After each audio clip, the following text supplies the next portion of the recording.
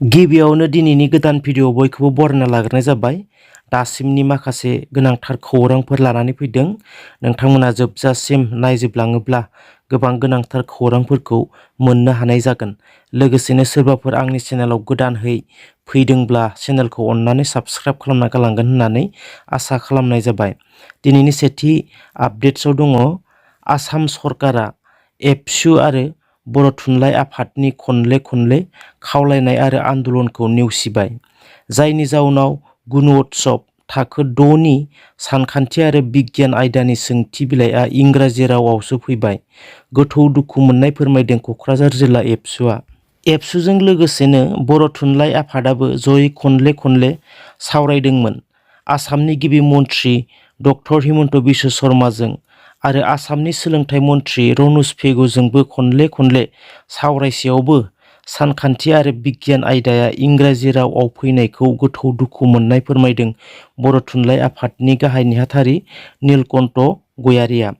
दुखुनांथाव बाथ्राबावदि थाखो 9 नि बड' एमाइल साबजेक्टनि सोंलुफोराबो गोबां मिसस्पेलिं जानानै फैदों होननानै मिथिनाय जादों। साननो गोनां जानानै फैदों दि आसाम सरकारा बर' बिजोंखौ बबे नोजोरजों नायदों। गिदिर बाथ्राया बेसो, आरो बर' रायजो राजाफोरा दिनैनि दिनाव बुजिनो गोनां जेबो गैला होननानै जोङो सानना लानो हायो। आसामाव दिनै फुंनि 5 बाजिनिफ्राय लानानै साननैनि बन्द' थागोन नामा? हिट एन्ड रान आयेननि हेंथायै 5 जानुवारिनिफ्राय 6 जानुवारिसिम साननैयाव bus, truck, auto' rickshaw, taxi, petrol pump, gas cylinder रोगाग्रा गारि गासैबो बन्द' थानांगौ होननानै दाबि खालामदोंमोनब्लाबो ड्राइभार हन्थाया बेखौ उथायना लाफिनबाय। बे आयेना बास, ट्राक ड्राइभारफोरनि थाखायल' नङा। सोरबा जुदि मटर साइकेलजों सौख्रांनानै खारोब्ला बेनियावबो बे आयेना सोलिगोन होनना मिथिनाय जादों आरो रायजो नाङैनो गिखांनाय थासारि सोमजिनायखौ जोङो नुनो मोननाय जादों। गासै भारत बर्षआवनो बे आयेननि हेंथायै सोमावसारनायखौ नुनो मोननाय जादों। दिनै फुंनि 5 बाजिनिफ्राय जेबो बन्द' थानाय नङा। पेट्रल पाम्प आरो गेस सिलिन्डार फानग्रा गासैबो खुला थागोन। बेखौहाय ड्राइभार हन्थाया उथायनानै लाफिनबाय। माखासे जेंनाफोरखौ लानानै सोरहाबा आनजाद थागोन, सोरहाबा पार्सनेलि गोजान जायगायाव थांनो गोनां थागोन, बा सोरहाबा हाइ लेभेलनि बेलेग अफिसियेल खामानिफोर थागोन। बेफोरखौ नोजोर बोनानै बन्द'खौ उथायना लाबाय होननानै फोरमायदों ड्राइभार हन्थाया। आरो बिथांमोना बुंबावदों दि जोङो माब्लाबाबो असान्तिखौ हास्थाया, जों अरायबो हान्थिखौनो हास्थायो होननानै बुंदों। आरो मोनथिनाय बायदिब्ला दिनै 11 बाजिनिफ्राय ड्राइभार हन्था आरो सरकारजों सावरायगोन होननानै मिथिनो मोननाय जादों। सावरायनायनि उनाव मा फिथाइ ओंखारो, सावरायनायनि उनाव मा रिजाल्ट ओंखारो, बेखौ उनावसो मिथिनो मोननाय जासिगोन। नेक्स्ट आपडेट, धेमाजि जिल्लायाव मोनसे दुखुनांथाव जाथाय। गंसे न'खरनि गासैबो न'आनो अरजों खामजोबो। मोनथिनाय बायदिब्ला जाथाया धेमाजि जिल्लानि जनाय महकुमानि सिङाव थानाय गंसे गामि रामदान दिखारि केखन दिखारि होननाय गामियाव जादों। मुंख'नो गोनांदि अमा फाननानै दोनदोंमोन नोगोद 50,000 रां आरो महिला सेल्फ हेल्प ग्रुपनि 70 एबा 80 रोजासो रांबो दंमोन होनना मिथिनाय जादों। न'खराव रावबो गैयामोन होनना मिथिनाय जादों। बिसिया हाजिरा मावनो थांदोंमोन आरो बिसाया मोसौ गुमनो थांदोंमोन होनना मिथिनाय जादों। आरो जाथाया मैया 10 एबा 11 रिंगासोआव जादों होननानै मिथिनो मोननाय जादों।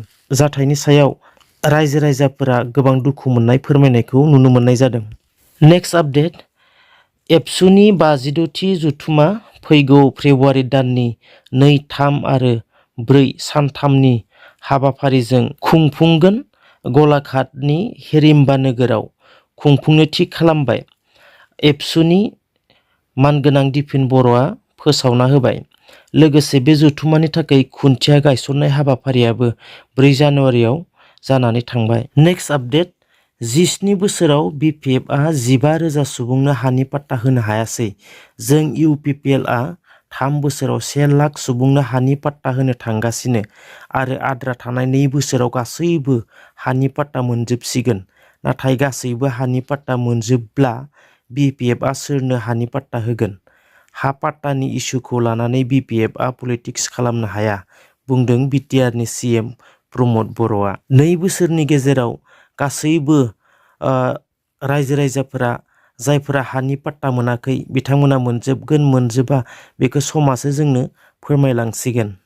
ससियेल मिडियायाव सावरायबाय थानाय एबसुनि आफादगिरि दिपेन बर' बिथांनि सायाव माखासे एलिगेसन लाबोबाय थानाय जोंहा मानगोनां अमर सिंह ब्रह्म आरो दावराव देख्रेब नार्जारि बिथांमोनाहाय माखासे बाथ्रा बुंनायखौ जों ससियेल मिडियायाव जों नुनो मोननाय जाबावदों। बिथांमोना बुंदोंदि एबसुनि दिपेन बर'खौ खावलायदोंदि फैगौ जानुवारि 20 थारिखसिमहालागै अपेन डिबेटखौ खालामनांगौ होननानै एबसुनि आफादगिरि मानगोनां दिपेन बर'खौहाय खावलायनायखौ नुनो मोननाय जादों।